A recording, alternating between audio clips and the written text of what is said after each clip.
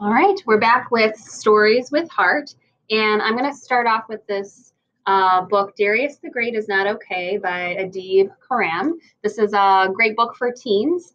I read this a few months ago, and it hasn't left me yet. I'm still thinking about it. I'm wanting to reread it again. There were so many beautiful lines. So let me get into what it's about. So Darius is an Iranian-American teenager, and when his grandfather develops a brain tumor, his whole family goes back to Iran to spend some time with him, and he's happy to leave because he's bullied at school.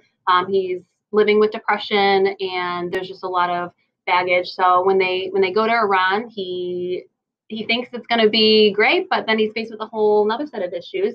He doesn't quite feel Persian enough while he's there.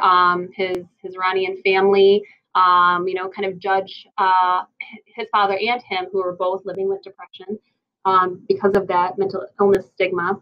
And he discovers that he's named after Darius the Great, and he doesn't really feel like he embodies that name. And so while he's there, he meets the boy next door, Sarab.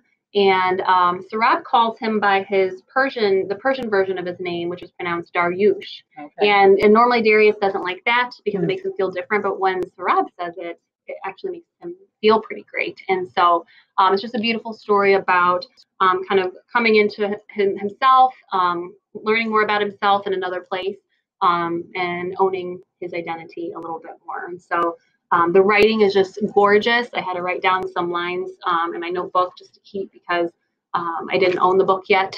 Yeah. So it's definitely one for my classroom library and for my home library. So Darius the Great is Not Okay. And this is Jerome by Heart. This just won the award for a translated book for 2019. It's by Thomas Scotto. And Raphael is the narrator, so it's narrated by him. And he loves Jerome. And they're just best friends. So similar to the boys in this story, they enjoy being together. They enjoy playing together and doing things together. But Jerome's parents, or Raphael's parents, aren't as happy about that.